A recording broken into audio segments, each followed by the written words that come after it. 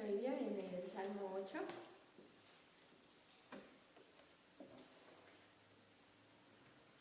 La palabra de Dios dice así: Oh Jehová, Señor nuestro, cuán glorioso es tu nombre en toda la tierra. Has puesto tu gloria sobre los cielos, de la boca de los niños y de los que maman fundaste la fortaleza a causa de tus enemigos, para hacer callar al enemigo y al vengativo. Cuando veo tus cielos, obra de tus dedos, la luna y las estrellas que tú formaste, digo, ¿qué es el hombre para que tengas de él memoria, y el hijo del hombre para que lo visites? Le has hecho poco menor que los ángeles, y lo coronaste de gloria y de honra.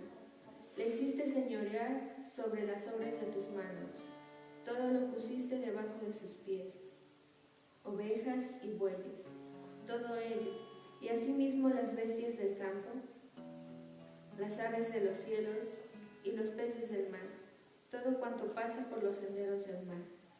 Oh Jehová, Señor nuestro, cuán grande es tu nombre en toda la tierra. Amén. El día de ayer, pues buscaba qué leer, ¿no? Y es tan fácil, es tan sencillo como que es tan fácil y tan sencillo y a la vez tan difícil la humildad, ¿no? Y yo sé que hay muchos versículos, pero este llama mi atención.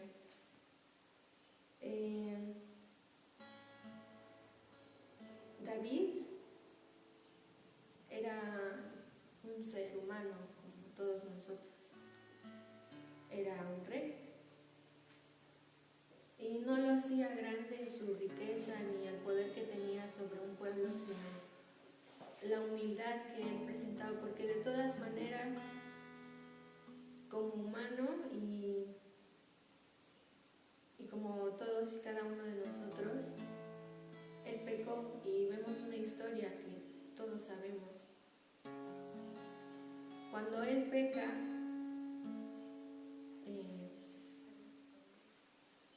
lo más hermoso que pudo haber hecho y lo que podemos hacer todos nosotros es presentarnos delante de Dios y reconocer que has pecado. Y muchas veces no lo hacemos por X razón, ¿no? Por orgullo, por vergüenza, que muchas veces es disfrazada también de orgullo. Porque se trata de eso, ¿no? Porque se trata de que tu pecado pesa, que tu pecado te avergüenza. De eso se trata. Y al día de hoy quise enfocarme en esto, y es por lo que vamos a orar principalmente en esta mañana. Primero, dando gracias a Dios. Y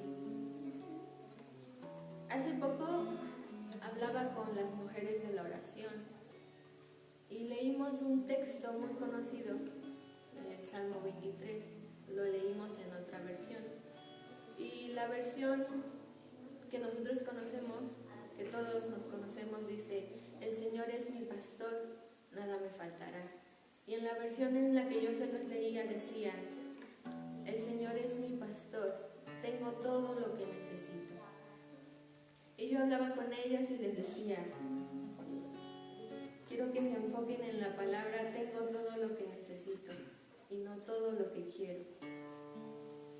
Dios sabe qué es lo que necesitamos, y es lo que tú tienes esta mañana. Imagina que todo lo que tuvieras es por lo que hoy le diste gracias al Señor. Reflexiona y piensa, ¿qué tendrías? Así que en esta mañana vamos a orar primeramente dando gracias.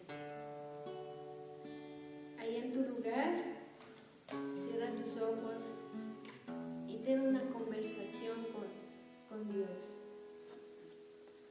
Padre amado, en esta mañana te damos gracias.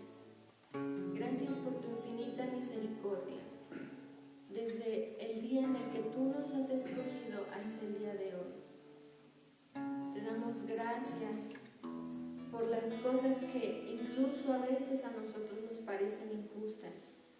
Pero, amado Dios, ¿quién soy yo para que tú tengas memoria de mí? ¿Quién soy yo, amado, más que un instrumento de barro a tus manos? ¿Quién soy yo más que creación? ¿Quién soy yo, amado Dios? Yo no conozco tu propósito en mi vida, pero tú sí. Y sé que cada paso que yo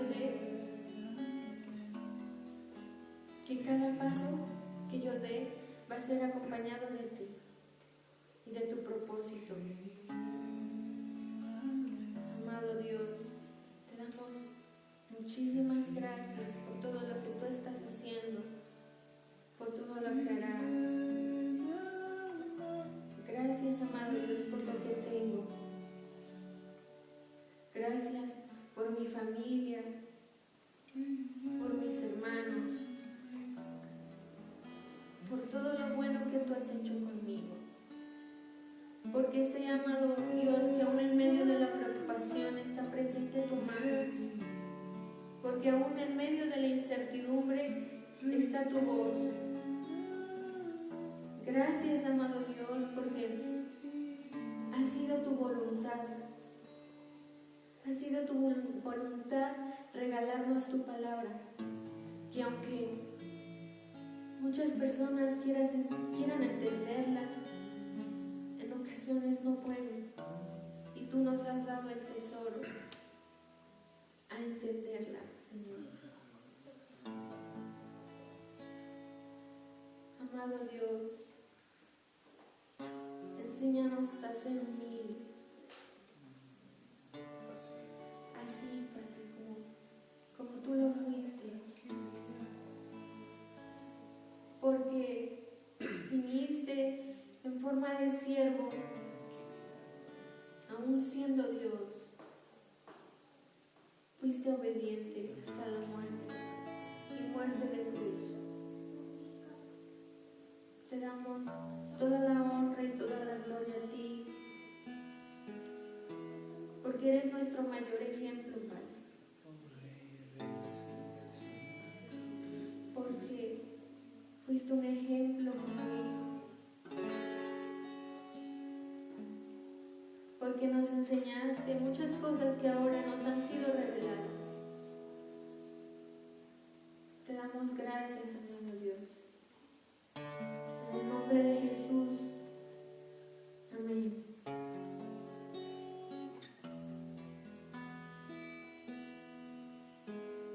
Si mis oraciones hablan más de mí, quiero disculparme, se trata de ti.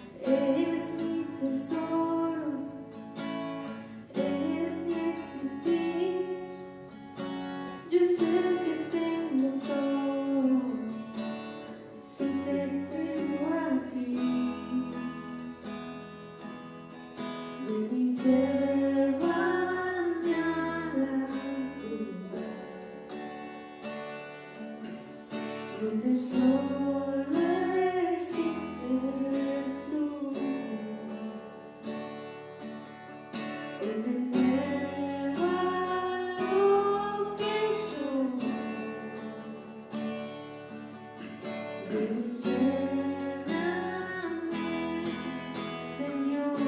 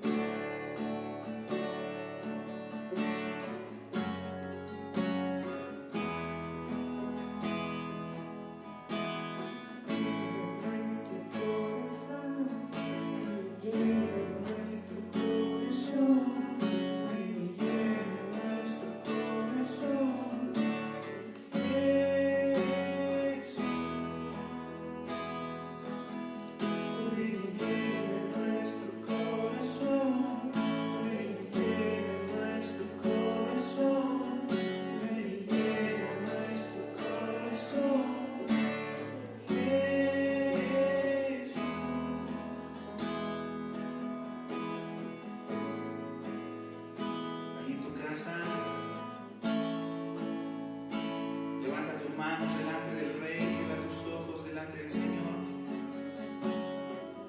Y en las palabras que nuestra hermana citaba, dile: Señor, tengo todo si te tengo a ti, todo lo necesario, Dios.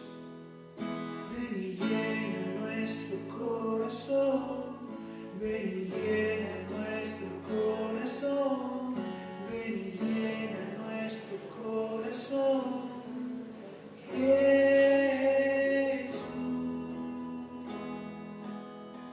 Ven y llena nuestro corazón, ven y llena nuestro corazón, llena nuestro corazón,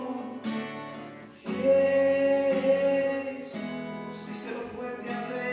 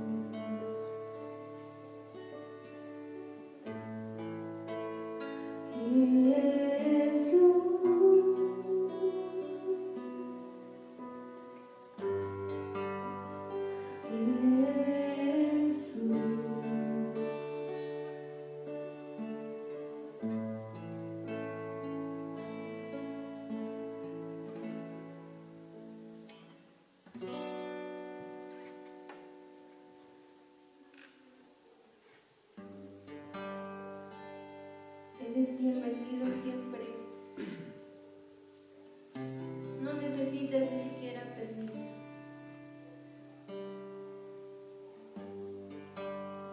Cuán bueno eres, hermanos míos. Eres santo, santo, santo.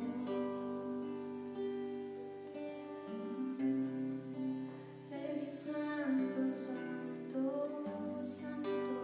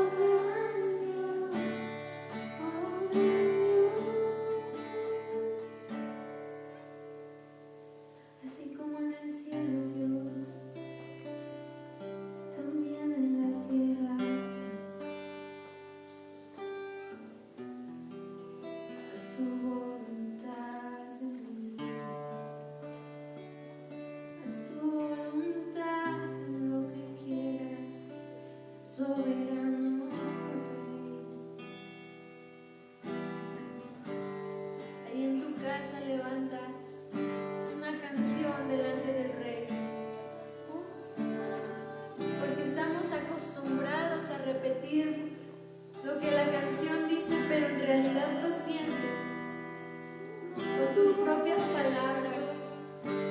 Dile al Señor lo que quieres que Él haga en ti, lo que ha hecho en ti, cuánto lo anhelas, cuánto lo deseas y cuánto lo amas. Una canción de agradecimiento, una canción de gozo, una canción de amor al que lo merece. Eres amado, eres deseado, eres mi anhelo. Te anhelamos, haz tu voluntad en mí, tu voluntad, lo que deseas hacer. Yo soy tu vaso, yo soy tu vaso, alfarero, haz lo que quieras en mí. Te entrego todo lo que soy, lo que seré, todo lo que quieras, tuyo soy. No hay nadie más, no hay nada más en mi vida que desee más que a ti. Eres todo lo que quiero, todo lo que necesito. Me bastas tú,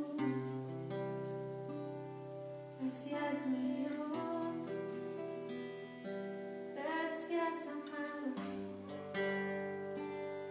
por todo lo que tengo,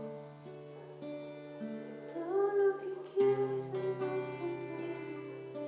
es gracias a ti, a tu voluntad, Dios, a tu voluntad. Te damos gracias, Rey, por tu misericordia, por tu bondad, por este tiempo de alabanza. Te damos toda la gloria a ti, toda la honra. En el nombre de Jesús. Amén.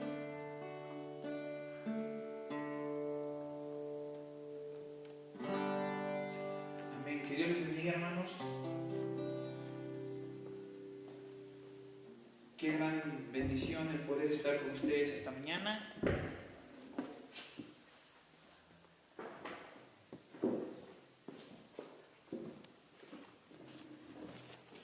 Y poder compartir con ustedes este tiempo de adoración con nuestro Dios. Es especial los momentos que podamos pasar con nuestro Dios. El día de hoy, no sé si tú pudiste sentir esa necesidad que nosotros tenemos de sentir a Dios a veces en nuestra vida, dándonos un poco de confort, ¿verdad? Porque Él quiere darnos confort, pero a veces nosotros somos renuentes a ese confort. Pensamos que necesitamos más de lo que nosotros tenemos, pero Dios es sabio y Él nos da lo que nosotros necesitamos. Y las palabras del apóstol Pablo, ¿verdad?, diciéndonos que aprendamos a estar contentos con lo que Dios nos ha dado. Nos recordaba nuestra hermana Citlali lo que describe el Salmo 23, diciéndonos que en Él tenemos todo lo necesario. Amén. Así que tómate esta palabra el día de hoy. Somos sus vasos. Amén. Y depositará en nosotros todo lo necesario. Así que vamos a empezar, hermanos. Dios les bendiga. Vamos a seguir viendo el tema que teníamos pendiente la semana pasada. Así que voy a pedir que abran su Biblia en Mateo capítulo 13.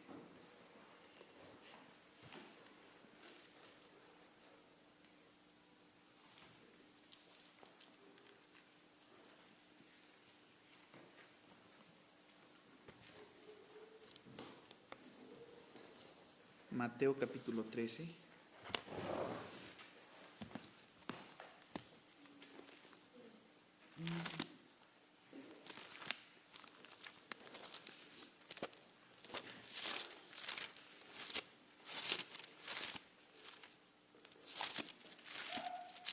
Vamos a dar lectura a un pasaje muy conocido.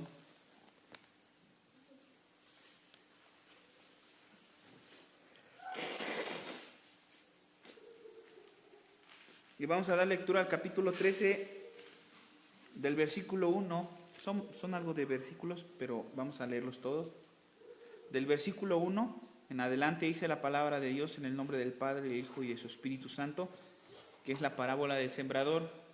Aquel día, dice la palabra, salió Jesús de la casa y se sentó junto al mar. Y se le juntó mucha gente, y entrando él en la barca, dice, se sentó, y toda la gente estaba en la playa. Y les habló muchas cosas por parábolas, diciendo, he aquí el sembrador salió a sembrar, y mientras sembraba, parte de la semilla cayó junto al camino, y vinieron las aves y la comieron. Parte cayó en pedregales, donde no había mucha tierra, entonces brotó pronto, porque no tenía profundidad de tierra. Pero salió el sol, se quemó, y porque no tenía raíz, se secó. Y parte cayó entre espinos, y los espinos crecieron y la ahogaron. Pero parte cayó en buena tierra, y dio fruto, cuál al 100, cuál al 70, y cuál al 30 por uno. El que tiene oídos para oír, oiga. Entonces vamos a leer ahora el verso 10. Entonces, acercándose los discípulos, le dijeron, ¿por qué les hablas por parábolas? Él respondiendo les dijo, porque a vosotros os es dado a saber los misterios del reino de los cielos, mas a ellos no les es dado. Porque a cualquiera que tiene, se le dará, y tendrá más. Pero el que no tiene, aun lo que tiene, le será quitado.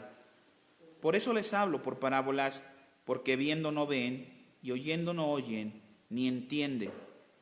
De manera que se cumple en ellos la profecía de Isaías que dijo, de oídos oiréis, y no entenderéis, y viendo veréis, y no percibiréis, porque el corazón de este pueblo se ha engrosado, y los oídos oyen pesadamente, y han cerrado sus ojos, para que no vean con los ojos, y oigan con los oídos, y el corazón entiendan, y se conviertan, y yo los sane. Pero bienaventurados vuestros ojos, porque ven, y vuestros oídos porque oyen, porque de cierto os digo que muchos profetas y justos desearon ver lo que veis, y no lo vieron, y al oír lo que oís, y no lo oyeron. Jesús explica ahora la parábola del sembrador en el verso 18 y dice, oíd pues vosotros la parábola del sembrador. Cuando alguno oye la palabra del reino y no la entiende, viene el malo y le arrebata lo que fue sembrado en su corazón. Este es el que fue sembrado junto al camino. Y el que fue sembrado en pedregales, este es el que oye la palabra y al momento la recibe con gozo, pero no tiene raíz en sí, sino que es de corta duración, pues al venir la aflicción o la persecución por causa de la palabra, entonces luego tropieza. Y el que fue sembrado entre espinos, este es el que oye la palabra, pero el afán de este siglo y el engaño de las riquezas ahogan la palabra de tal manera que la palabra se hace infructuosa. En el verso 23, mas el que fue sembrado en buena tierra, este es el que oye, este es el que entiende la palabra y da fruto y produce a 100, a 60 y a 30 por uno. Amén. Esta es una de las parábolas muy famosas, una de las parábolas que más se conoce a lo largo de la iglesia. Es una de las parábolas que se ha predicado por mucho tiempo y hace referencia a la explicación que nuestro Señor Jesucristo nos está dando en el verso 18 al versículo 23. Para poder entender el contexto de todo esto es necesario, por ejemplo, cuando tú la lees, estarla leyendo constante y constantemente. Llevo meditando en esta palabra desde el día martes, miércoles, jueves y hoy por la mañana seguía meditando aún en ella. Y quiero manejar el contexto. La gente que escuchaba la predicación de nuestro Señor Jesucristo en aquel momento, como describe el capítulo 13, fíjate, te voy a poner un contexto como historia. Dice que él estaba sentado en la barca. La gente estaba sobre la tierra firme y mientras ponían mucha atención a sus palabras. Jesucristo compara en varias ocasiones el reino de los cielos a cosas semejantes sobre la tierra. En este caso, él compara el reino de los cielos, ¿verdad?, la palabra, el evangelio, a una semilla. Y lo compara con un sembrador y con diferentes tipos de tierra. Entre ellos, ¿verdad?, encontramos en el primer punto una tierra que es dura. Uno puede decir, ¿cómo es que un sembrador sale y esa semilla al ir sembrando puede caer sobre un lugar y sobre otro y otro y otro al mismo tiempo? O sea, no es que fue caminando de su casa sembrando, ¿verdad?, aventando semillas. Bueno, una cayó en la tierra fértil, otra en el camino. Sino que en aquel tiempo, ¿verdad?, Israel era un pueblo, una ciudad, como hoy también nosotros podemos salir a las afueras de la ciudad y ver cómo los campos están divididos ciertamente por caminos. No sé si ustedes han estado en sembradíos, ¿verdad? Las parcelas se dividen a través de caminos. No existían ese tiempo tales cosas como cercas, y las cercas que habían, vamos a entrar al contexto, eran cercas también que eran puestas por piedras. Hoy en día todavía por ahí algunos municipios, yo soy de Ixtapan de la Sal, y allí en Ixtapan de la Sal las parcelas de tierra se dividen también con piedras, montan piedras para dividir una de la otra. Entonces dice que el sembrador no era algo que en aquel momento las personas de ese tiempo no podían entender, comprendían perfectamente lo que era un sembrador y comprendían perfectamente lo que era una semilla. Hoy en día nosotros desconocemos todo de campo, pero en aquel entonces eso era el diario vivir. Entonces, esas tierras, esas parcelas estaban divididas por caminos, en algunos lugares por piedras, y aún dentro de la misma tierra, entonces había lugares que tenían espinos. Usted está consciente que si usted siembra algo, usted no va a cosechar muchas veces una semilla, si no muere no lleva fruto, la misma Biblia lo describe. Entonces, el contexto es que este sembrador sale y al ir él sembrando, una parte cae a la orilla de esa parcela, lo que representaba el camino, un lugar que al ir constantemente gente caminando, como también describe Lucas, esa semilla que cayó en el camino, una parte la comió la ave y la otra parte fue pisoteada por los hombres. Entonces el camino, usted sabe que cuando alguien pisa constantemente sobre esa tierra, la tierra se hace dura, tan dura como lo que es un concreto. Entonces cuando la semilla cae en el camino, la semilla es imposible que penetre. Esto viene a referir lo que describe el versículo número 4. Mientras él caminaba, esa semilla cayó junto al camino. Vinieron las aves y la comieron. ¿Esto qué representa? Como describe el versículo número 19. Cuando alguno oye la palabra del reino y no la entiende, viene el malo y la arrebata lo que fue sembrado en su corazón. Esto es lo que fue sembrado en el camino. Entonces, otra parte también cae, ¿verdad? Dice ahí en el verso número 5, en pedregales. Eso describe el versículo 20. El que fue sembrado en pedregales es aquel que oye la palabra, al momento la recibe con un gran gozo, pero como no tiene la suficiente raíz en sí, ¿verdad?, es de corta duración, pues al venir la aflicción, la persecución por causa de la palabra, entonces es que luego tropieza. El versículo número 7 dice que otra parte cayó entre espinos, los espinos crecieron y la ahogaron. Usted sabe que por más que uno, ¿verdad?, barbeche la tierra, no solamente va a salir la planta que tú has sembrado, en un dado caso el maíz, en otro dado caso el trigo, sino que consigo nace maleza, hay que estar deshiervando continuamente, por tal manera que hay maleza allí que cuando tú barbechas también va a crecer a la hora de que tú riegas, a la hora que tú abonas, también es abonado, también es regado.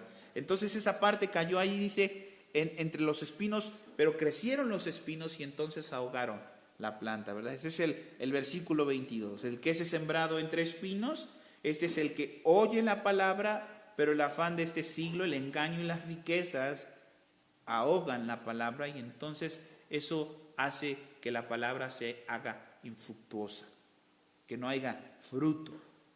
Pero entonces describe el último, el de que cayó en buena tierra.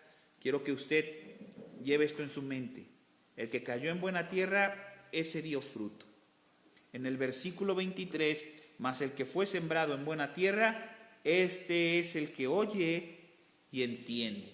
Escucha, todos, tanto el que fue sembrado en el camino, tanto que el que fue sembrado en las piedras, ¿verdad? Que cayó el que cayó entre las espinas y el que fue sembrado en buena tierra, todos tienen algo en común. Todos oyeron la palabra. Todos oyeron la palabra. Pero la diferencia entre los otros tres y el otro fue que el último que cayó en buena tierra, este no solamente oyó la palabra, sino que la entendió. Y este es el gran problema, hermanos, que existe en nuestros tiempos, que muchas personas oyen la palabra, algunos la reciben con gozo, ¿verdad? Otros la palabra la reciben, pero también es de poca duración. La Biblia dice que seamos oidores, ¿verdad? Pero no que solamente seamos oidores, ¿verdad? Sino que seamos hacedores. Entonces la diferencia que hay entre unos y otros es que el que oyó la palabra y la entendió, ese es el que produce el fruto. Ahora, el día domingo, hace 8 días, hablábamos qué posibilidad había de que hubiese creyentes incrédulos. Y eso no es posible. No es que una persona pueda ser creyente y al mismo tiempo después apartarse de Dios. Eso no es posible. Entonces, el tema que complementa lo de la semana pasada lo he llamado una fe genuina salvadora. Debemos de tener una fe en nuestra vida genuina. La Biblia provee un entendimiento claro, hermanos, de una genuina fe salvadora. La fe verdadera entonces produce buen fruto. ¿Escuchamos todos? La fe salvadora entonces produce un buen fruto. Y no existe una persona en la tierra, porque este es uno de los temas que platicábamos hace 8 días. Habemos personas que creemos que la gente es salva cuando está en algún lugar o está haciendo alguna práctica y que entonces está haciendo las cosas mal, pero es salva. No, hermanos.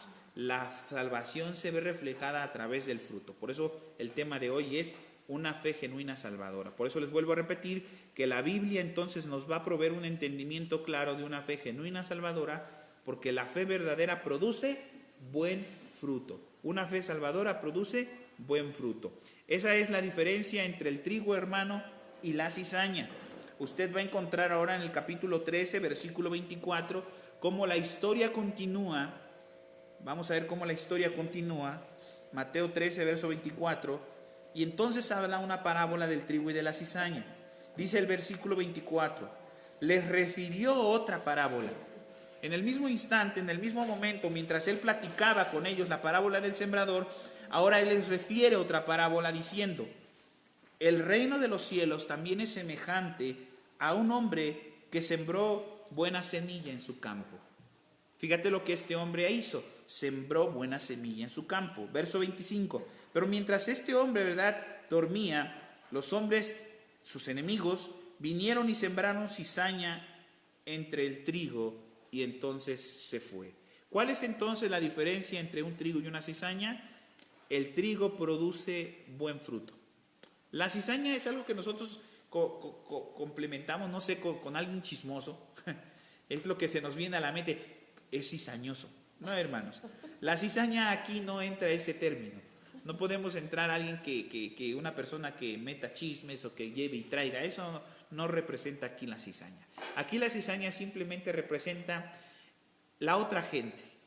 Digamos que hay gente que ha sido sembrada para dar buen fruto y hay gente que ha sido sembrada para no dar fruto. Esa es la cizaña. Ahora, quiero que usted note algo muy interesante. Así como notamos al principio que la semilla es la palabra y que la palabra cada una de las diferentes tierras la escuchó, pero solamente uno la entendió, así también el trigo y la cizaña fue sembrado.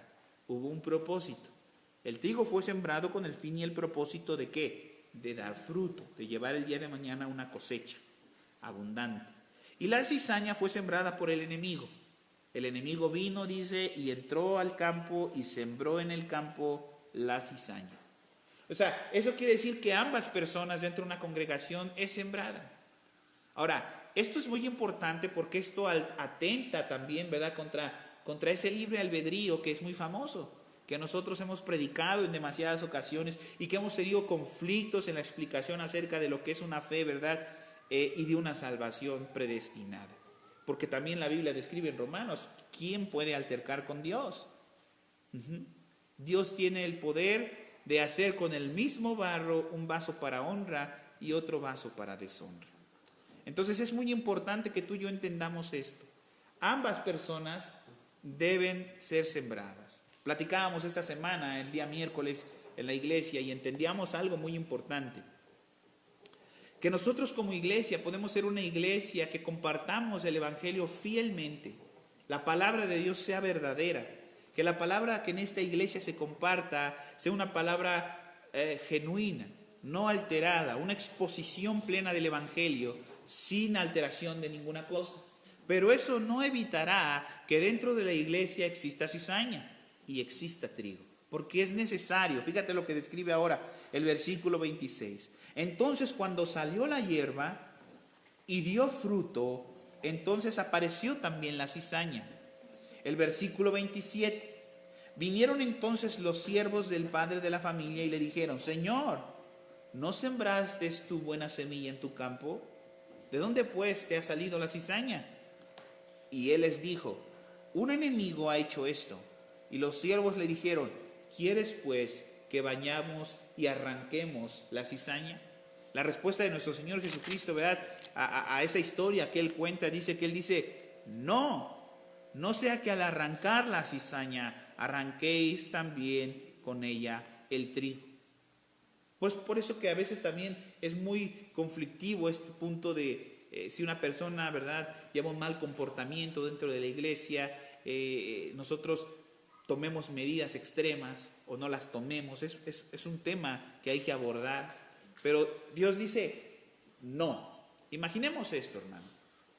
Dijimos entonces que la palabra que cayó en buena tierra es una palabra que el hombre, que la tierra que la recibió la entendió. Esto representa la parábola. Es un hombre que escuchó la palabra y que al momento no solamente la escuchó, sino que la entendió, por lo tanto su vida dio fruto.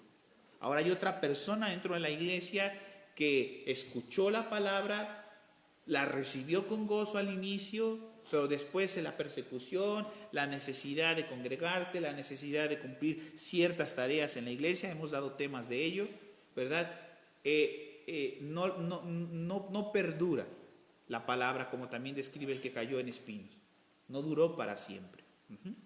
Ahora, esas dos personas están dentro de la iglesia.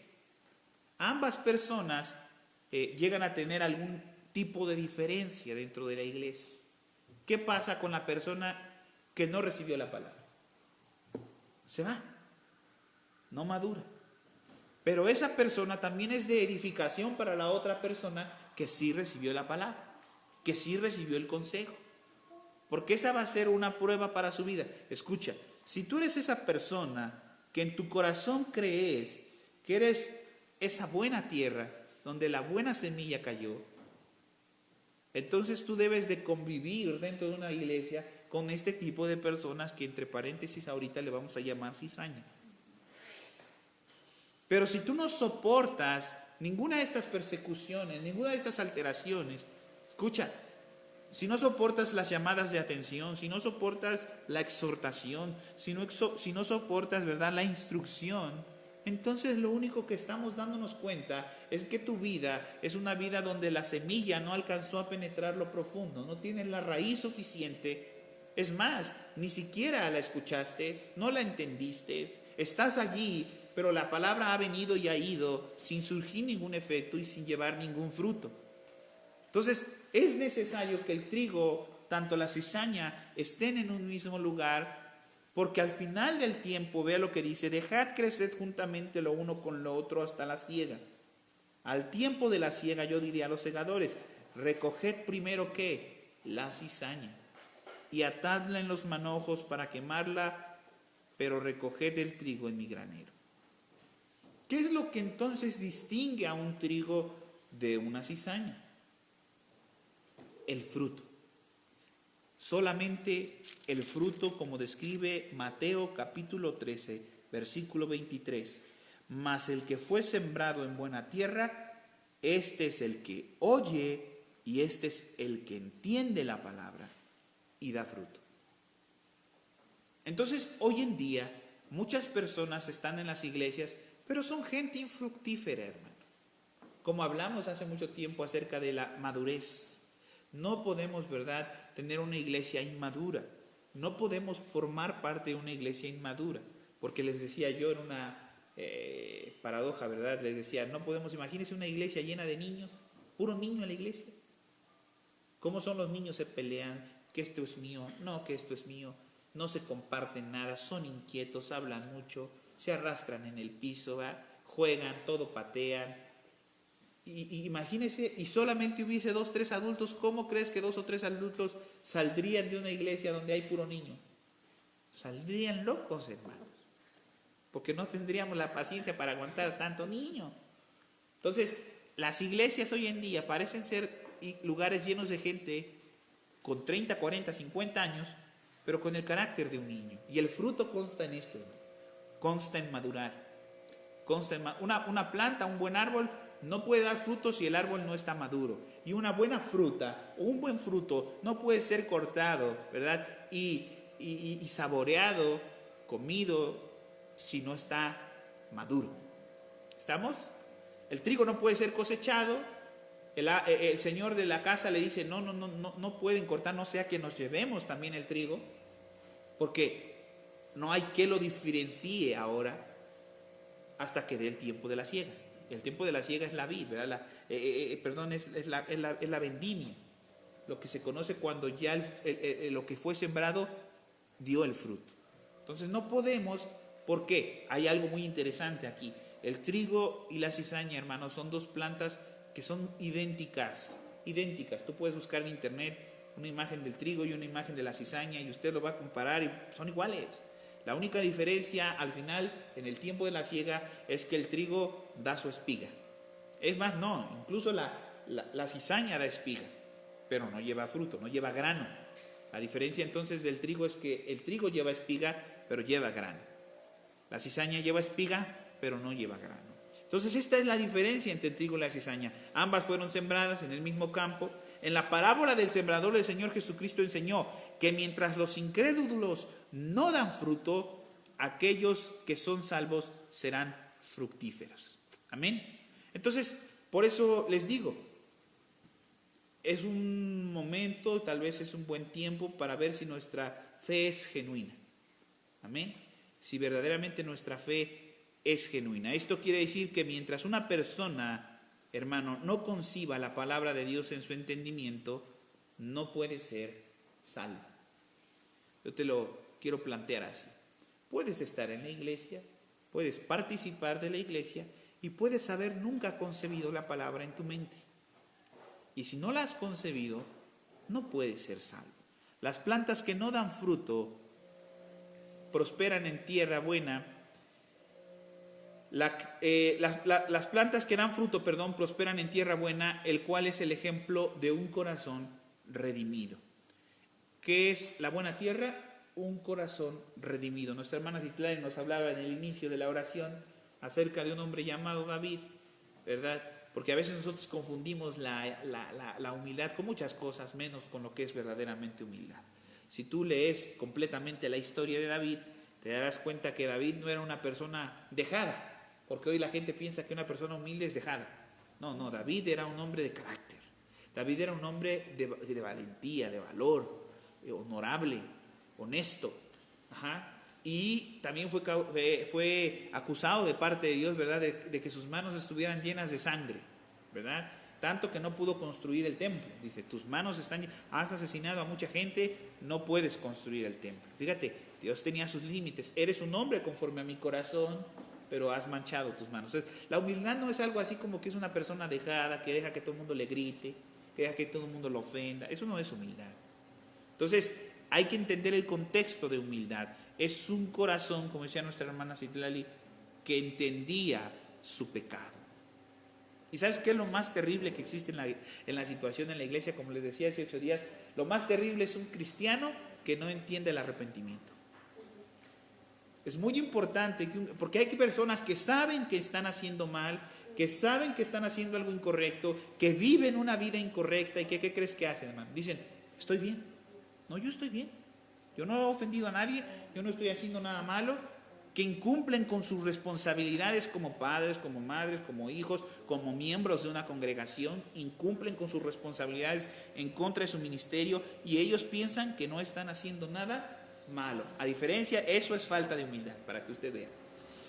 Eso sí es carecer de humildad. Una persona que es humilde entiende que se ha equivocado, entiende que ha fallado, entiende que ha hecho cosas malas y no solamente que lo entiende, sino que busca arrepentirse como lo hizo David. David mostraba a su humildad porque él decía, ¿quién es el hombre para que tú tengas de él memoria? Y usted va a encontrar, ¿verdad?, a lo largo de sus salmos cómo él expresa su situación y su pecado. Entonces Jesús dijo, mas el que fue sembrado en buena tierra, este es el que oye, el que entiende la palabra y el que da fruto. Entonces produce a 100, a 60 y al 30 por uno, como escribe en Mateo capítulo 13, ¿verdad? Todo creyente da fruto, hermano. Todo creyente verdadero y genuino, con una fe genuina, da fruto, aunque no dan fruto por igual. Algunos al 100, algunos al 60 y algunos al 30. La Biblia también describe lo que es un buen fruto y aquí vamos a abundar. La Biblia nos va a describir lo que es el buen fruto. Si tú pensabas, ¿y qué es un cristiano que dé fruto? Bueno, vamos a verlo. La lista que vamos a leer nosotros a continuación, hermanos, nos dará unas características de una fe genuina salvadora. En esencia nos va a servir como una guía para la inspección de ver si somos personas con buen fruto. Primero les voy a leer lo que describe Corintios capítulo 13, versículo 5. Lo voy a leer. Dice así, examinaos a vosotros mismos si estáis en la fe, probaos a vosotros mismos, o no os conocéis a vosotros mismos que Jesucristo está en vosotros, a menos que estéis reprobados. Entonces, el consejo del apóstol Pablo es, examinémonos cada uno de nosotros a nosotros mismos. No voy a examinar al hermano de al lado, porque ahorita ya estás pensando en el hermano fulano, sutano y mengano, ¿verdad? O en el que está al lado de ti, estás diciendo, el hermano se me hace que no está en la fe genuina. El hermano sutano no dice que nos examinemos no a otros, sino a nosotros mismos. Examínate a ti mismo. Que el otro hermano se examine a sí mismo. Examínate a ti mismo para ver si estás o no estás en esa genuina fe salvadora. Y vamos a examinarnos a través de unos versículos, a través de unos pasajes bíblicos. Si no estás seguro, hermano, de la realidad de tu fe, te voy a pedir que de favor vayas meditando cada uno de estos versículos que vamos a ir leyendo a través de la Escritura. Y voy a tocar solamente 3 puntos, pero son bastantes versículos. El carácter de una genuina fe salvadora, le pusimos al tema, Y vamos a ver primer punto. El primer punto que vamos a tocar son las evidencias que ni comprueban ni desaprueban la fe de uno. O sea, hay mucha gente que sustenta su fe en esto. No, yo tengo fe salvadora porque yo hago esto. Pero como repito, los primeros pasajes que vamos a leer son pasajes que no sustentan, que no comprueban si vives en una fe. ¿Ok? O sea, estos los vamos a pasar por alto, pero quiero que los sepas para que no te confíes de ello. Quiero que abras tu Biblia en Mateo capítulo 19, ahí mismo donde estamos.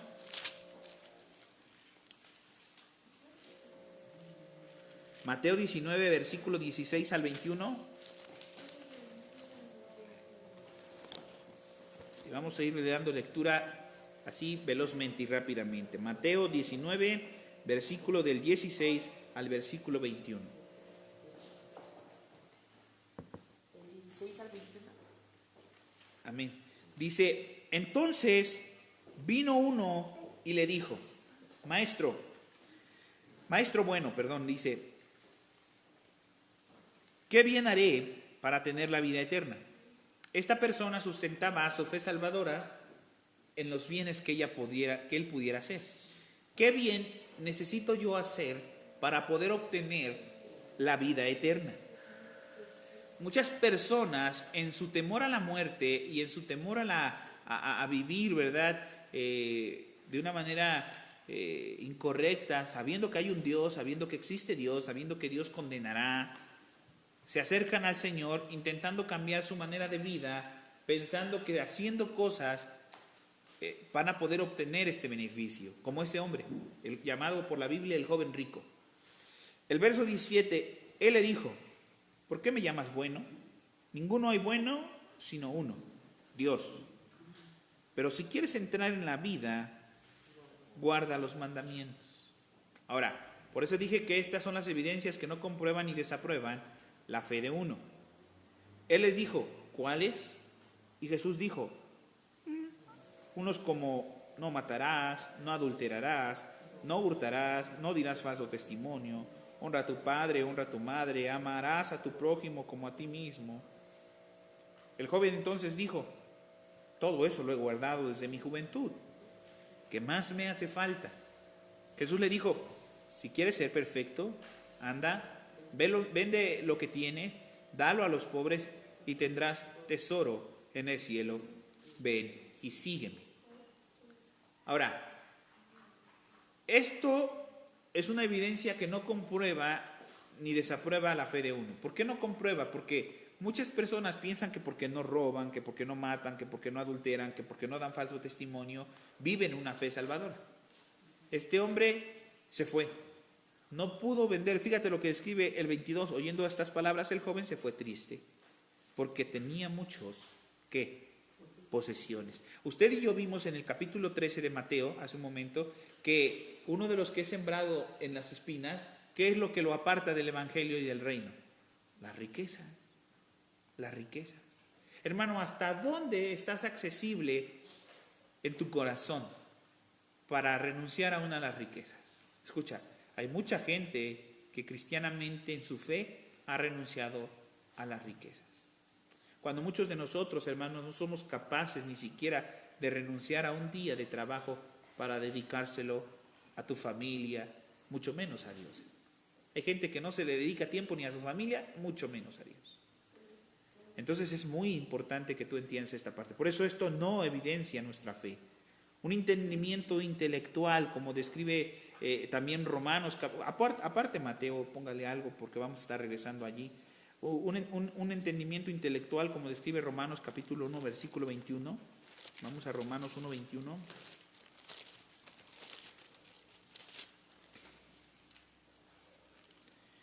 Pues habiendo conocido a Dios, no le glorificaron como a Dios, ni le dieron gracias. Esta persona conoció a Dios. Esto representa lo de la parábola. Son personas que oyeron la palabra y al oír la palabra se supone que escucharon un mensaje donde quién es Dios, quién es Jesús, qué representa Jesús, a través de cómo obtenemos nosotros nuestra salvación.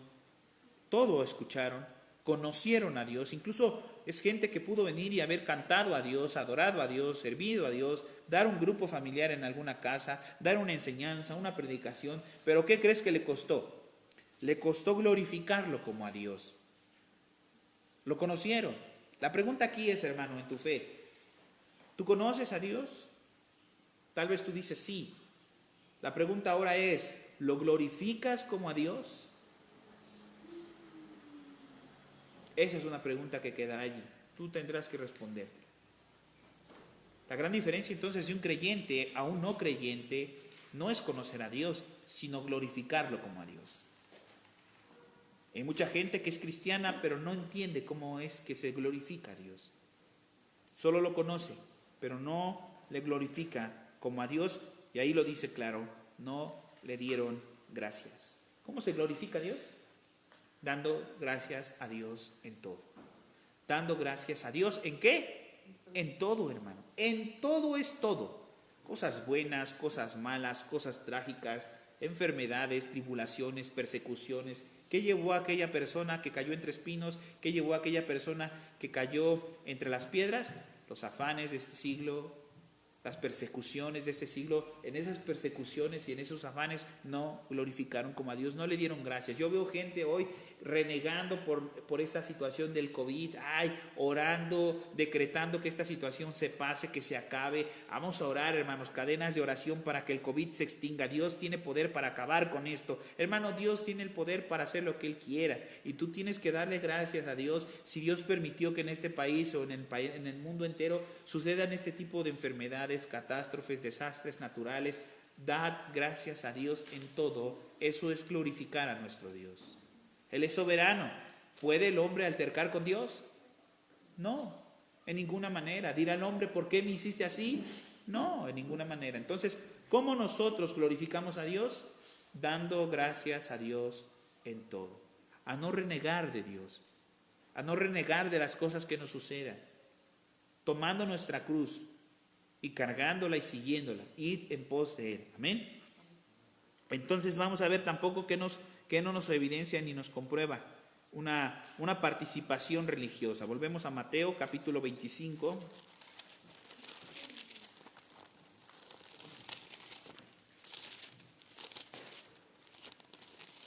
En el capítulo 25, hermanos, versículo del 1 al 10, usted va a encontrar una historia, ¿verdad?, también muy conocida, que habla acerca de las parábolas de 10 vírgenes.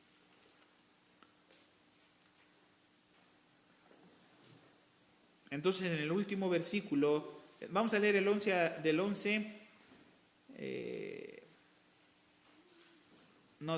vamos a leer del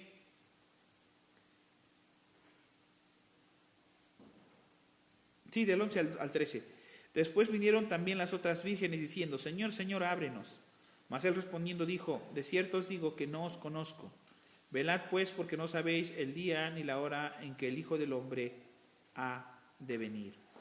Miren, yo algo que me llama mucho la atención, el día martes lo platicábamos aquí, el día miércoles en la iglesia, les decía, piensen en esta situación del virus como una prueba que muchos reprobaron y que muchos han salido aprobados. Y les decía yo a los hermanos, pensemos, hermanos, en lo que representa un examen y los sinónimos que le podemos dar a un examen, tal como prueba, examen, prueba, ¿qué otra cosa? Evaluación. La hermana se acuerda, evaluación. Entonces, una prueba, una evaluación, un examen se lleva a cabo para determinar el nivel de conocimientos que cada una de las personas, pues a lo largo de un tiempo, de un periodo, en el caso si hablamos de una escuela, tal vez de un año, un semestre, un bimestre, se da una calificación al terminar esa prueba, esa evaluación. Se evalúan los conocimientos. Piensa en el COVID, hermano, y en este tiempo de crisis a lo largo del mundo, donde las iglesias tuvieron que cerrar, donde las iglesias tuvieron que quedarse vacías y asoladas, ¿verdad?, por la situación de que se nos impidía reunirnos.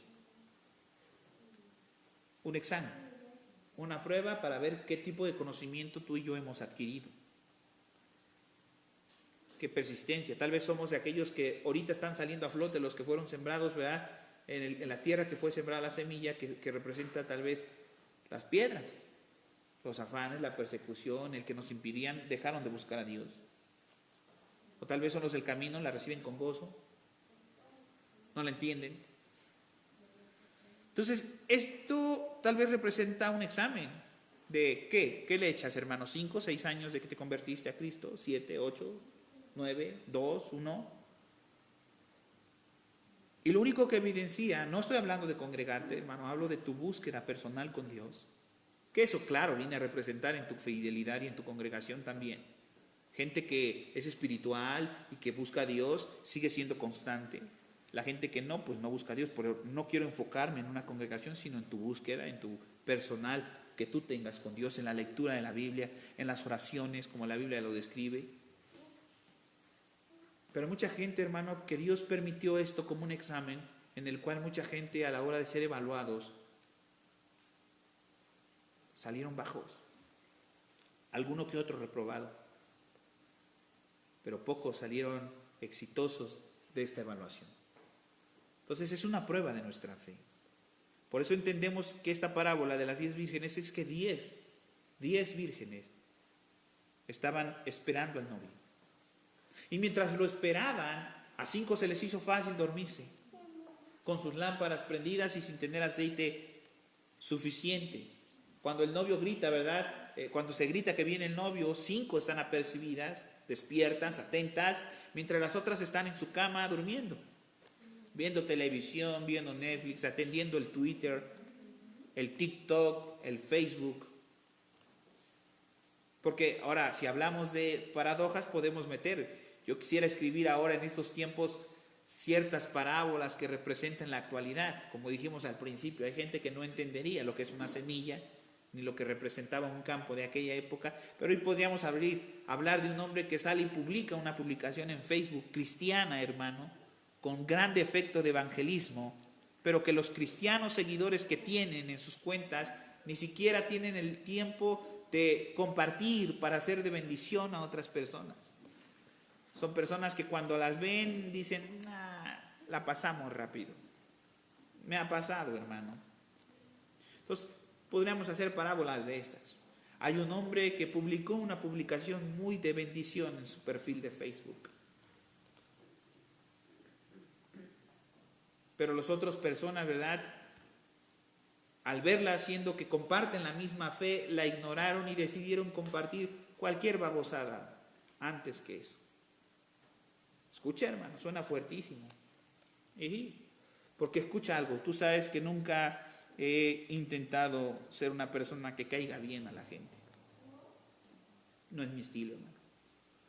Pablo decía, porque si de cierto quisiera agradar al mundo, pues no sería siervo de Dios. Pero son cosas que entendemos. Entendemos qué es Facebook, entendemos qué es Netflix, entendemos muchas cosas. Y entendemos la poca disponibilidad que nosotros tenemos para encender nuestro dispositivo móvil y poder seguir una transmisión, una predicación, ser edificados a través de algo. Mucha gente, entonces, como les digo, a través de este tiempo ha sido reprobada, ha sido hallada falta, mentirosa, con fe fingida, cuando la Biblia nos ha dicho que nuestra fe no sea fingida. Entonces, esto es un carácter de una fe genuina, de una fe salvadora. 10 vírgenes que nos cuentan esta historia que no estuvieron atentas, que no fueron sensatas, que fueron negligentes. Cuando ellas gritaron, Señor, Señor, porque lo conocían, sabían quién era el novio, esperaban porque estaban esperándolo, pero a la hora que él llegó no estaban apercibidas. Habla de 10 que estaban esperándola. O sea, fíjate lo ilógico de esta historia. Todos sabían que el novio vendría, todos sabían, y ellas estaban hasta vestidas, preparadas para la ocasión. Pero cuando el novio llegó, ellas no estaban presentes. Ellas le gritan, Señor, Señor, y les dicen, no las conozco.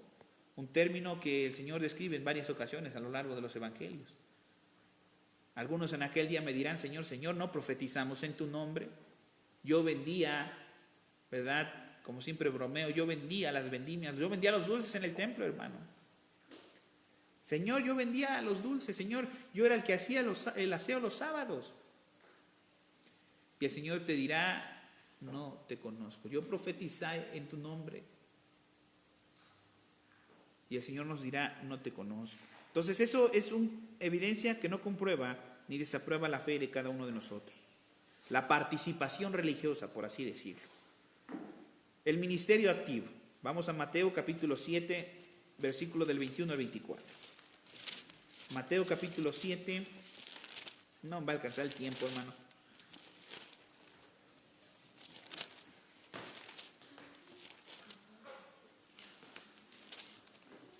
Mateo capítulo 7, del 21 al 24. No todo el que me dice, ¿verdad? Dice ahí, Señor, Señor, entrará en el reino de los cielos. ¿Quién es el que entrará en el reino de los cielos? Dice, el que hace la voluntad de mi Padre. Ahora, la pregunta aquí es bien fácil. ¿Estamos evaluándonos? ¿Estamos examinándonos? ¿Estás haciendo la voluntad del Padre? Entonces, una participación en un ministerio activo, incluso yo, hermano, podría entrar yo aquí. Yo podría decirle al Señor, yo predicaba cada domingo. ¿Te acuerdas, Señor, que pasó lo del COVID? Sí, pues yo nunca dejé de predicar. Bueno, un día sí, hermanos. Un domingo sí. Yo nunca dejé de predicar. Siempre estuve ahí participando.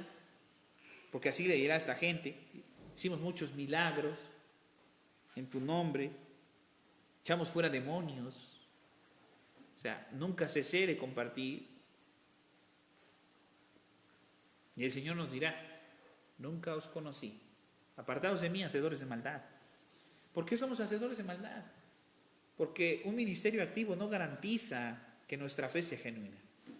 Un predicador que predica cada domingo, un evangelista que predica, una persona que tenga un grupo familiar cada miércoles o cada martes, que estés atento a las transmisiones de esta iglesia cada domingo, tampoco garantiza, hermano,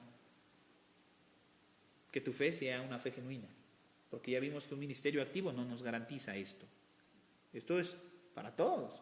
Porque si algún momento piensan, no, el hermano nos está viendo, no, yo me doy duro también. Debe de haber un fruto más. Y ahorita vamos a ver lo que es un fruto.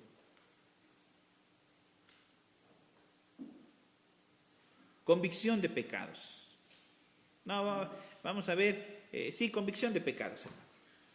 Convicción de pecados en Hechos capítulo 24, versículo 25.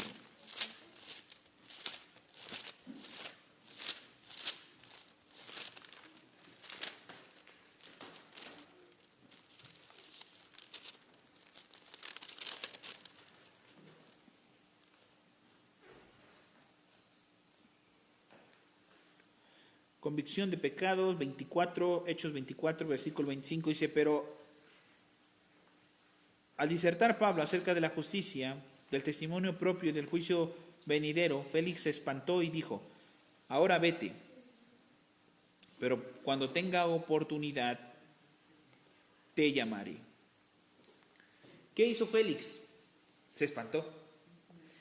Que hay mucha gente en la iglesia cuando predicamos de Apocalipsis y de el Señor está a la puerta, viene pronto. No, hasta tú te has espantado, yo me he espantado. Nos preocupamos, no, hay que velar, hermano, velar, porque el Señor viene, está a la puerta, casi ya está tocando. En un día a otro, por ahí salió unas semanas atrás, ¿verdad? Cómo sonaban unas trompetas. Yo las escuché aquí atrás y dije, ay, ahora sí viene en serio el Señor.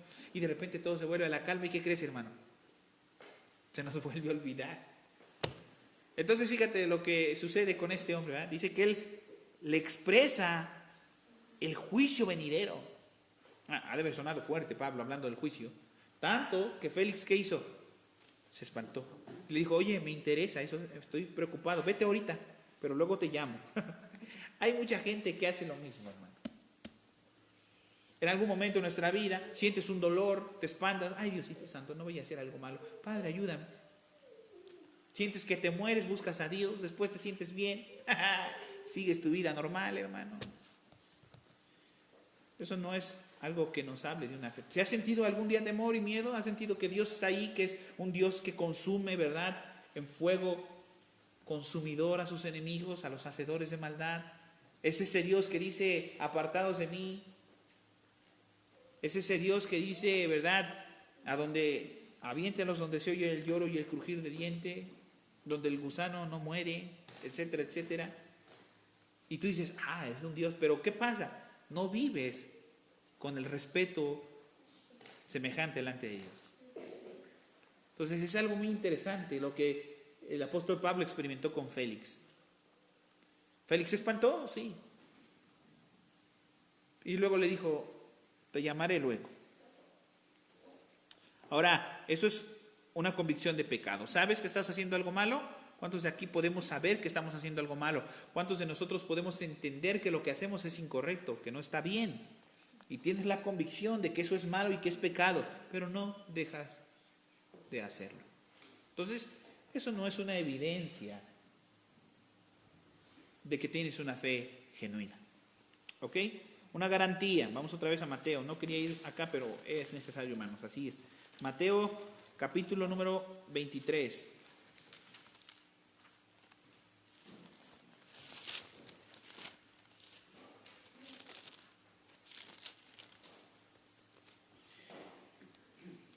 Había garantías, no hay una garantía. Jesús acusa a los escribas y a los fariseos. Entonces habló Jesús a la gente y a sus discípulos diciendo: en la cátedra de Moisés se sientan los escribas y se sientan los fariseos. Estos son maestros de la ley, predicadores en aquel momento, maestros. Así que todo el que os digan, dice, que guardéis, guardadlo y hacedlo, mas no hagáis conforme a sus obras, porque dicen, pero no hacen. Entonces, eso no es una garantía. Escucha, hacer lo bueno, predicar las cosas buenas y correctas de hacerlo, no te garantiza que tengas una fe. Yo puedo ser un buen predicador. Imagínate, véame a mí, piense, el hermano predica lo que es correcto, el hermano habla de la Biblia, expone la palabra, el hermano predica cada domingo, el hermano, etcétera, etcétera, etcétera. Y eso es bueno, hermano. Es bueno que usted me escuche, le va a ser de bendición que usted me escuche, va a ser edificado a través de mis enseñanzas, usted va a ser edificado por escucharme, porque lo que estoy enseñando es ¿qué? Es bueno. Platicábamos el día martes, ¿verdad? El día martes del discipulado, y le decía, fíjate en qué problemón estamos. Por lo menos en aquel tiempo los escribas y los fariseos enseñaban cosas buenas. Tan buenas eran que el Señor les decía, hagan lo que dicen, pero no hagan lo que hacen. Hoy, en cambio, hermanos, los predicadores actuales no solamente no enseñan cosas buenas, predican cosas totalmente erradas, predican herejías terribles contra el Evangelio. Y la gente los sigue, la gente les habla. Yo puedo ver constantemente todo esto. Entonces, pero sigamos en el punto. Usted me ve a mí, yo predico las cosas que son buenas, que son correctas. Tal vez usted encuentra algún detalle que dice, no comparto. Tal vez sí, tal vez alguno encuentra otros más. Pero sabes que lo que predico es genuino. Pero ¿qué pasará, hermano? Que el hecho de que yo predique esas cosas no son garantía de que yo tenga una fe genuina. Porque la Biblia describe que el Señor les dijo, sí, hagan caso a lo que Él dice. Hagan todo lo que Él les dice, pero no hagan ¿qué? No hagan sus obras. ¿Por qué? Porque dice, pero no hace. Entonces yo puedo hablar de muchas cosas buenas, pero no hacer esas cosas buenas. Yo le puedo decir, hermano, sea fiel a Dios, y yo soy infiel. Hermano, no miente, yo soy bien mentiroso. Hermano, no robe, yo soy bien ladrón. ¿Sí me está entendiendo, hermano? Entonces, por eso decimos que hoy no es tiempo de pensar en el hermano fulano mengano, sino es momento de pensemos en nosotros mismos, examinarnos a nosotros mismos. Amén. El tiempo de decisión. Lucas capítulo 8, versículo 13.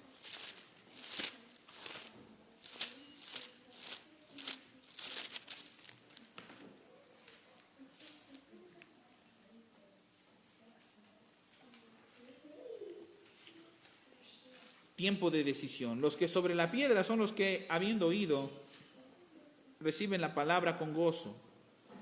Pero esos no tienen raíces, crecen algún tiempo y al tiempo de la prueba se apartan. Tiempo de decisión. Llamé esto el tiempo de decisión. ¿Por qué un tiempo de decisión? Porque en un tiempo se verá si eres o no eres. Hay una frase por ahí que dice, muy famosa, no recuerdo quién la dijo, pero dice, ser o no ser. Y no es Teresa la de la novela, hermano, es otro. Ser o no ser, o eres o no eres, hermano. Y el tiempo de decisión es por eso. Algunos la oyen, la reciben con gozo por algún tiempo, pero después ¿qué? Se apartan. Esto entonces son evidencias que no comprueban entonces que tengamos una fe genuina. Pero ahora vamos a pasar rápidamente al fruto, a las pruebas que sí nos van a comprobar si tenemos una fe genuina. Pruebas de un cristiano auténtico, pruebas de un cristiano verdadero. Amén. Abra ahora su Biblia en el Salmo 42, verso 1.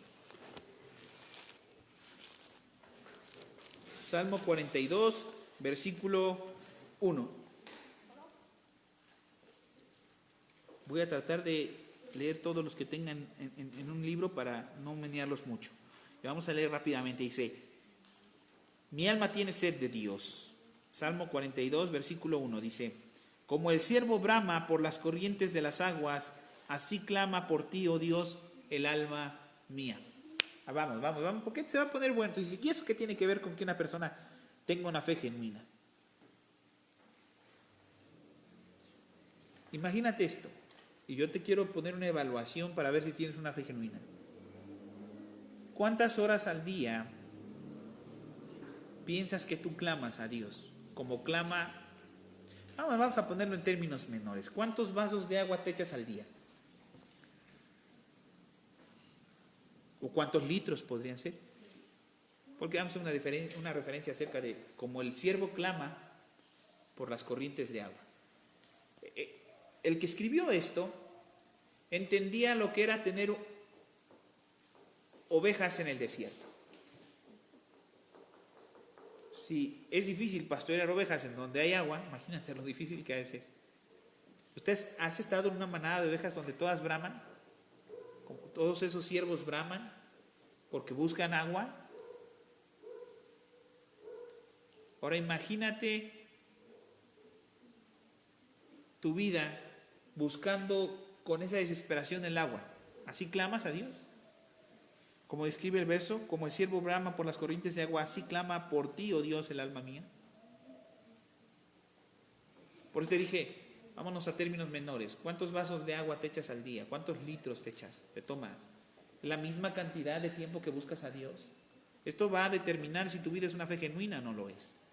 ¿Cuántas veces a la semana abres tu Biblia? ¿Cuántos libros has leído? ¿Cuántos versículos? ¿Cuántos capítulos leíste esta semana? ¿Cuánto tiempo buscaste al Señor en oración?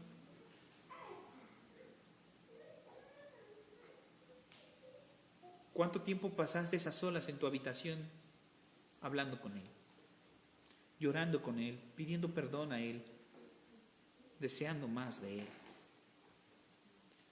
Deseando que tu vida refleje un fruto.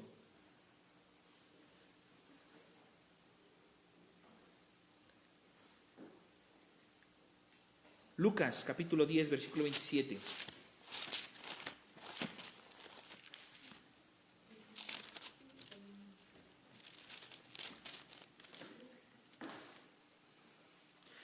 Aquel respondiendo dijo: amarás al Señor tu Dios con todo tu corazón y con toda tu alma y con todas tus fuerzas, con toda tu mente, y a tu prójimo como a ti mismo. Esta es una prueba si tu fe es genuina y es verdadera. ¿Amas al Señor tu Dios con todo tu corazón? Con todo tu corazón. ¿Lo amas al Señor tu Dios con toda tu alma, con todas tus fuerzas y con toda tu mente?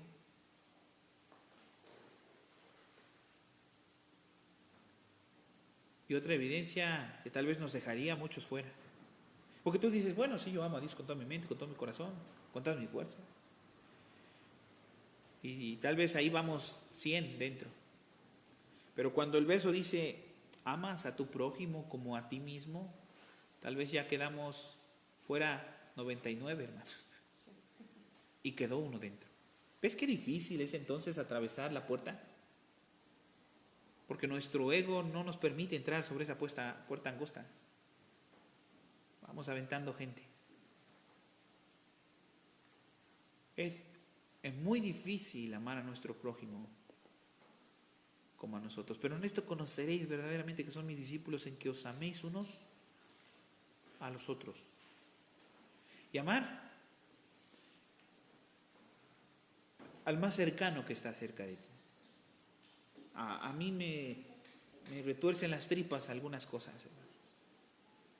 Estoy seguro que no estás exento de ello. Prefiero evitar ver rostros en muchas ocasiones de mi vida y prefiero evitar toparme ciertos tipos de personas. Porque muchos de nosotros no estamos viviendo la fe genuina como tendríamos que hacerlo. No importa si eres un predicador, no importa si eres un pastor, si eres un evangelista, si eres un ministro. Esto nos dará que ver si verdaderamente o no estamos viviendo una fe genuina. Romanos capítulo 8, versículo 7. Romanos 8, 7.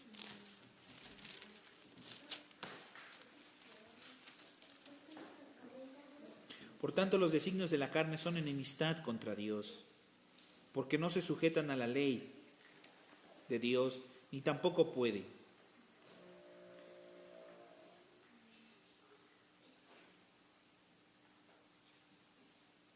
Versículo número 7. Los designios entonces de la carne son enemistad ¿contra quién? Contra Dios. ¿Cuáles son las obras de la carne? Enemistades, pleitos, hechicerías, contiendas, orgías, adulterio, fornicación. Y todo eso va en contra de los designios de Dios. Vea lo que describe el verso 4. Para que la justicia de la ley se cumpliese en nosotros, que no andamos conforme a la carne, sino debemos andar conforme al Espíritu. Esto es lo que sí verdaderamente prueba si eres un cristiano auténtico y verdadero. Ahora vamos a ver lo que tocábamos hace un momento. Hay muchos, hermanos. Si usted gusta, le mando la lista, está muy interesante, pero no nos da el tiempo. Salmo 51, versículo 17. Ese se me pasó, hermano. Dije que iba a buscar todos los salmos y se me fue, ¿verdad? Salmo 51, 17.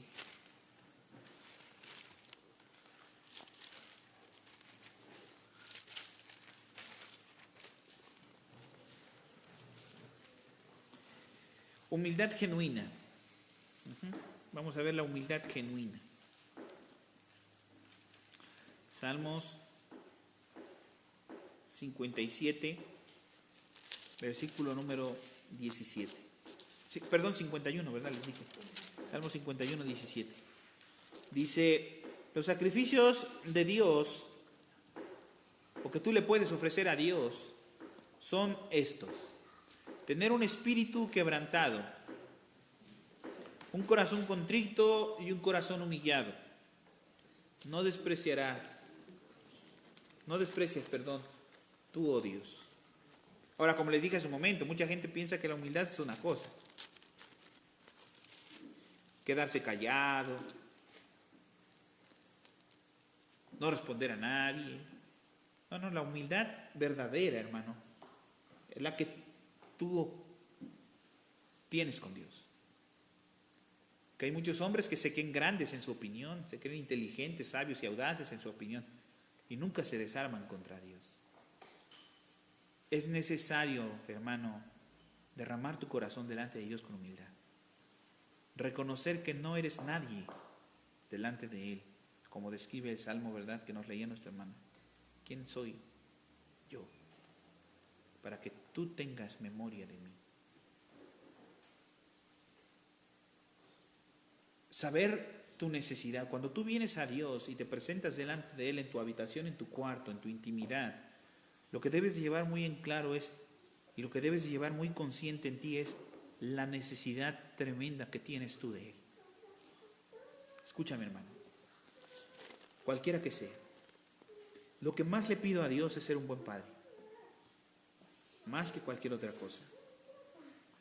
Hay una hermosa reflexión que tú puedes buscar en internet que se llama La conversación de un hombre con un águila. Tal vez te parece algo loco, es una fábula. Pero el águila platica con el hombre. Y el hombre le dice que acaba de ser papá. Y el papá le dice, yo quiero proteger a mi hijo, darle todo lo que nunca tuve, darle todo lo que yo jamás No quiero que tenga él necesidad de nada, quiero abrazarlo fuerte, quiero ser su sustento, que cuando él busque a alguien, yo esté allí, yo lo abrace, lo sustente, lo cargue, lo motive, etcétera, etcétera, etcétera. Y el águila le responde, dice, yo tengo estos aguiluchos, ¿verdad? Y tuve que construir, dice, un nido que acomodé con mis plumaje, pero debajo del plumaje puse espinas. Y puse espinas para que cuando ellos empiecen a crecer y empiecen a ser más pesados, entonces las espinas puedan penetrar el nido y ellos se vean forzados a salir del nido. Es como me he creado el Creador, es como me ha diseñado para yo educar e instruir a mis aguiluchos. Porque no quiero que sean una vergüenza el día de mañana de mi especie. Usted sabe cómo el águila se rejuvenece cuando el pico empieza a encorvarse. Lo tienen que destruir a golpes. Entonces, eso es algo que a mí me impactó mucho cuando escuché esa historia hace mucho tiempo. Y que es mi mayor temor. Entonces, yo vengo delante de Dios con la humildad, no pretendiendo ser un excelente padre, hermano, ni el mejor de ellos, ni el mejor capacitado, ni con la sabiduría mejor excelente para poder educar a mis hijas. No, con el mayor temor, diciéndole, Señor, soy el peor de los papás. A veces soy muy enojón, tal vez siento que las exploto. Ayer platicábamos con mi esposa y ya me hablaba mi mamá y ¿qué están haciendo, hijas, aquí explotando? Tienes de esclavas a tus hijas. Algo semejante. Entonces, es muy complicado que cuando tú te acerques a Dios, sepas tu deficiencia, hermano. Yo sé cuál es mi deficiencia. Y con humildad vayas a Dios y se la hables. Y tal vez va a costarte mucho trabajo salir de ello. Pero necesitas acercarte a Dios. No creer que puedes aconsejar a alguien más para ser un buen papá, sino entender que necesitas al excelente padre para que te enseñe a ser un padre. Es muy importante eso, hermano. Eso es prueba de un verdadero cristiano auténtico, como describe aquí, un corazón contrito y un corazón humillado. Y muchas veces he llegado contrito porque sé que he defraudado a Dios al hacer un buen trabajo como papá. Entonces es muy importante que tú y yo lo entendamos. Una fe genuina representa una humildad genuina. Santiago capítulo 4, versículo 6.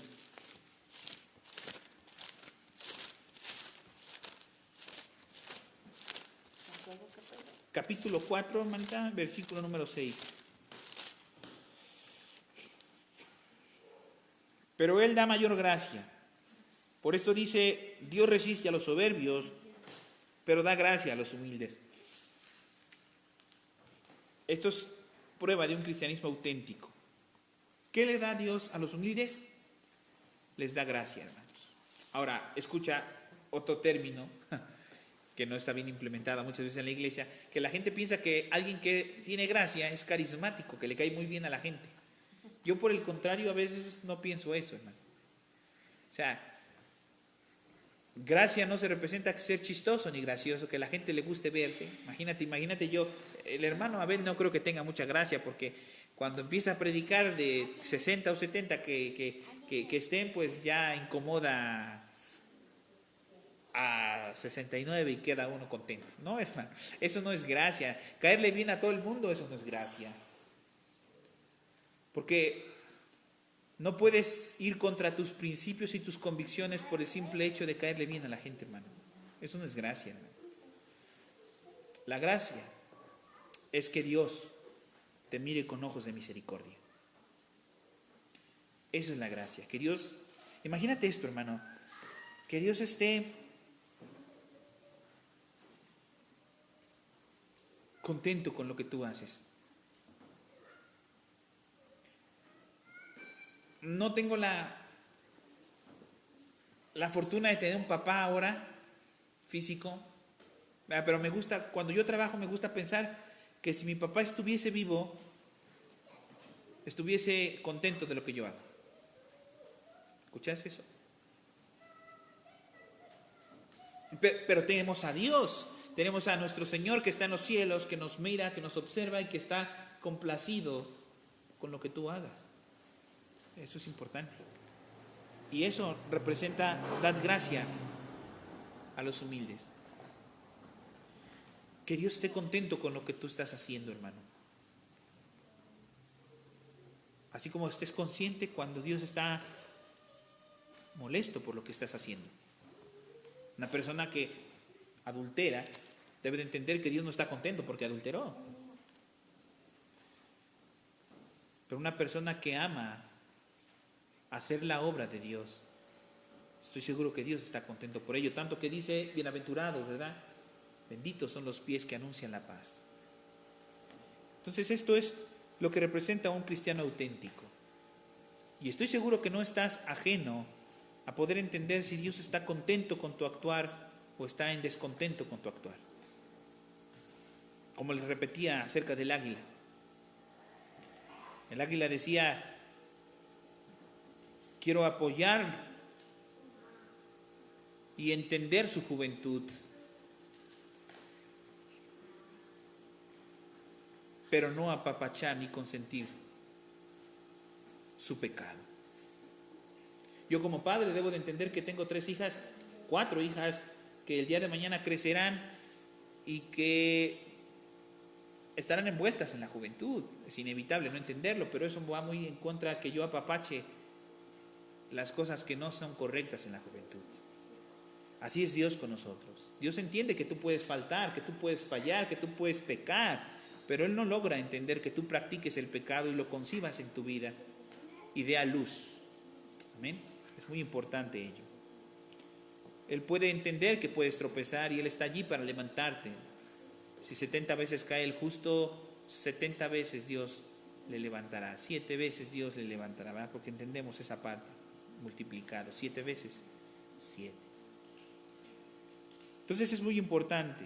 Una persona genuina, con una fe auténtica, es un cristiano verdadero, entiende que Dios resiste a los soberbios, pero que da gracia a los humildes. Ya vimos entonces qué es la gracia, que Dios te mire con misericordia, que Dios pueda entender en ti que fallas, que faltas, pero que Él puede ver también en ti que estás buscando agradarle en todo tiempo. Vamos a tocar otros 2 versículos, un amor desinteresado. Primera de Juan capítulo 2, verso 9. Primera de Juan capítulo 2, verso 9.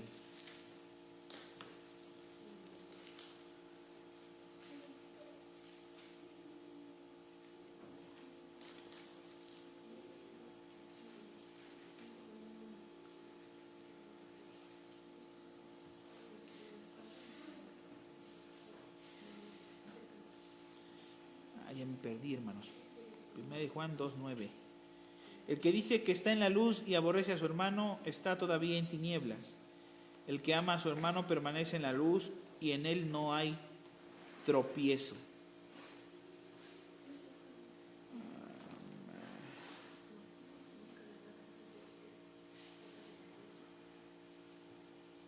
Y en él no hay tropiezo.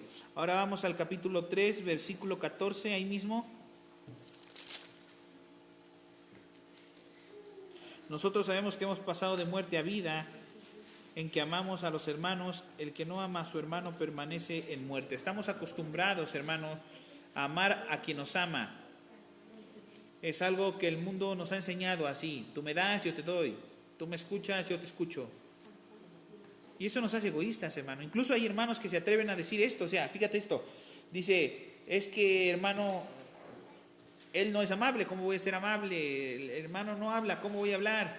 El hermano no es cordial, pues yo no puedo ser cordial. Estamos acostumbrados a eso, y me incluyo, hermano, estoy acostumbrado a ello también. Pero lo que Dios nos enseña es que nuestro amor debe ser un amor desinteresado.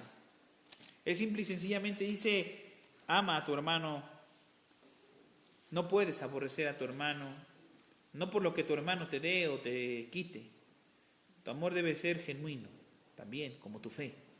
Entonces es muy importante que nuestro amor sea desinteresado. Yo te puedo caer bien si soy bueno contigo, pero si en algún momento te hago algo malo, me aborrecerás. Y nuestro amor no puede depender de ello. Nuestro Señor Jesucristo, estando en la cruz, ¿verdad? Aún a ese joven que no quiso seguirlo, dice que lo miró y lo amó. En la cruz del Calvario Él decía, Padre, perdónalos porque no saben lo que hacen. Y esa debería ser nuestra nuestro comportamiento, hermanos. Tal vez aquí muchos de nosotros estamos fuera un poco de lo que es la fe genuina, pero es para examinarnos este tiempo, es para meditar en lo que nosotros debemos cambiar. Voy a tocar rápidamente para terminar la conducta del Evangelio. Si usted quiere apuntar las citas, puede apuntarlas y usted leerlas con calma en la semana. La conducta del Evangelio es esta, Mateo capítulo 4, versículo 23. 4:23, proclamarla. Esta es la conducta del Evangelio, proclamarla. Versículo 23, y recorriendo Jesús toda Galilea, enseñando en las sinagogas y de ellos predicando el Evangelio del reino y sanando toda enfermedad y toda dolencia en el pueblo. La conducta que tú y yo también nos va a distinguir si tenemos una fe cristiana auténtica y verdadera. O sea, esta es la conducta de un cristiano auténtico y verdadero. ¿Qué hace con el Evangelio? Lo proclama. Judas capítulo 3 lo defiende. En Judas él dice, vamos a contender por el Evangelio que nos ha sido dado. Lo demuestra, como describe Filipenses capítulo 1, versículo 27. Lo comparte, según capítulo de Filipenses 1, 5. Sufres por el Evangelio, segunda de Timoteo capítulo 1, versículo 8. Nunca lo impides, como aquellos hombres que detienen con impiedad la verdad de Dios. Un hombre con una fe genuina y verdadera no se avergüenza del Evangelio, como describe Romanos capítulo 1, versículo 16. Lo predica, como describe en Primera de Corintios capítulo 9, versículo 16. Y deja todo lo que tiene que dejar por él. Deja todo lo que tiene que dejar por él. Y también el Espíritu te empoderará con ese Evangelio, como describe en Primera de Tesalonicenses capítulo 1, versículo 5. Esta es la conducta de un hombre que tiene una fe genuina y que tiene una fe verdadera. No lo toma en poco jamás. Está dispuesto a todo. Se he platicado en alguna ocasión, un hombre me dijo, cuando le comenté todo lo que yo había dejado por buscar a servir al Señor, su palabra fue, era bien poquito. Y yo le dije, para mí lo era todo. Yo no sé lo que Dios te vaya a pedir a ti, qué es lo que tengas que dejar tú, pero incluso a veces he tenido que renunciar a sueños por seguir cumpliendo el mandato de Dios.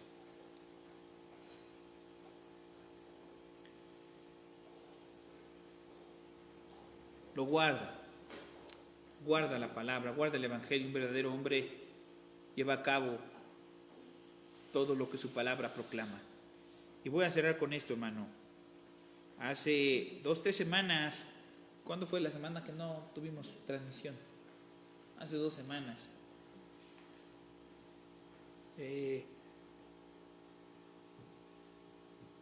Persistir, hermano, como escribe la palabra, el que persevera hasta el final. Perseverar no es fácil.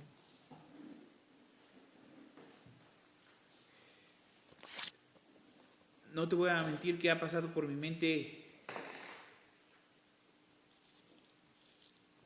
dejar todas las cosas también en un punto de mi vida. Y fue más me sentía mal ese domingo. Tenía un dolor en mi espalda, había tenido una situación días atrás, pero no fue eso lo que me dejó o no salir a compartir el día domingo. Fue más un desánimo, hermano. He tenido desánimos también y he estado un poco desanimado en esas semanas. Te voy a ser honesto, les voy a ser honesto a todos ustedes, que esos días fueron días donde yo ya no quería seguir con esta congregación, hermano.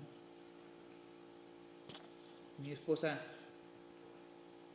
lo sabe, lo he platicado con ella.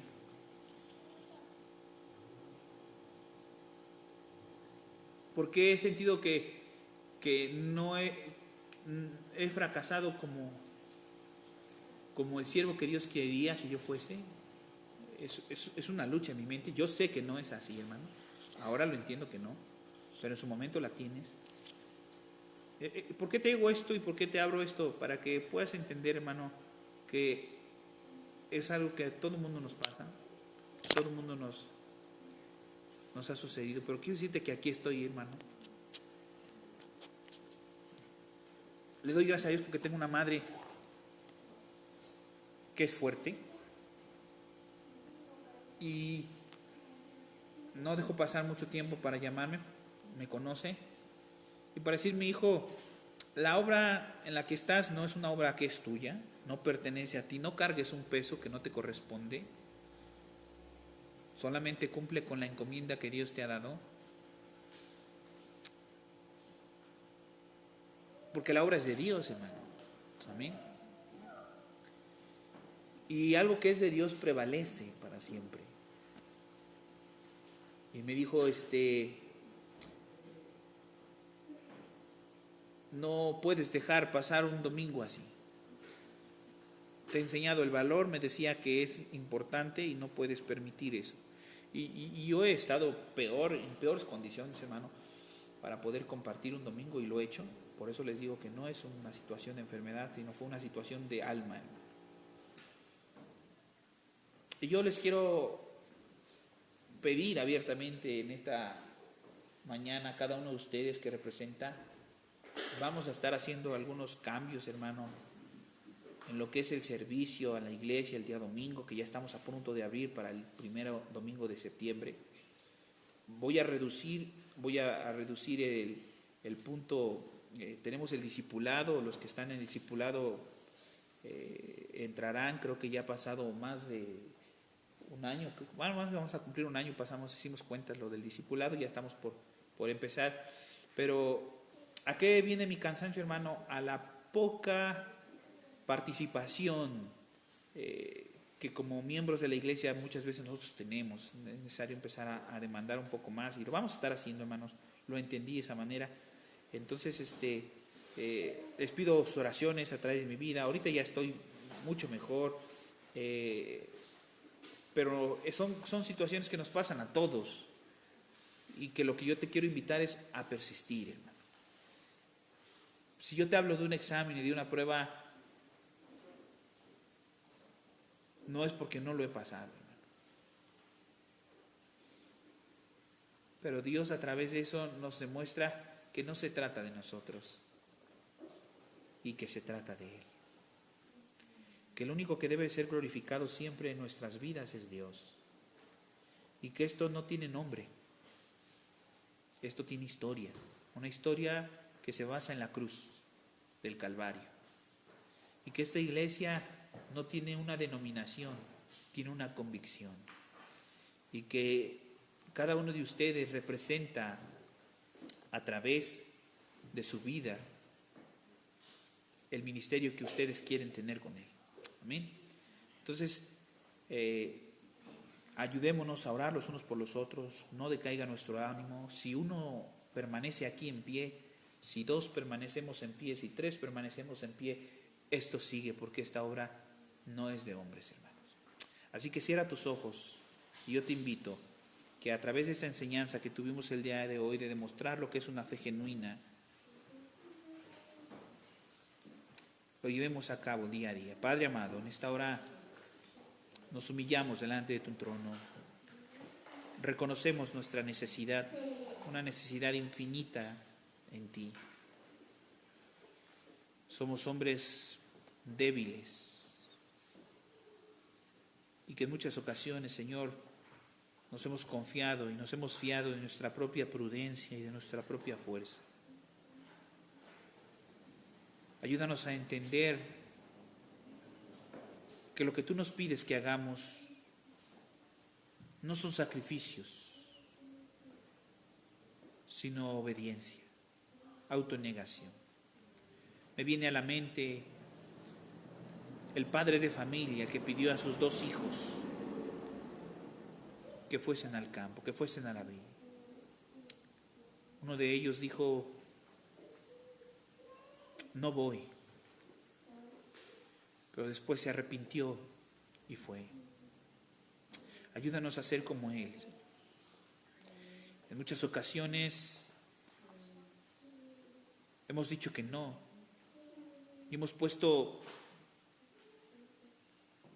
antepuesto nuestras necesidades, nuestras prioridades, que nuestra mente nos dice que son, pero sabemos que tú eres lo más importante en nuestra vida.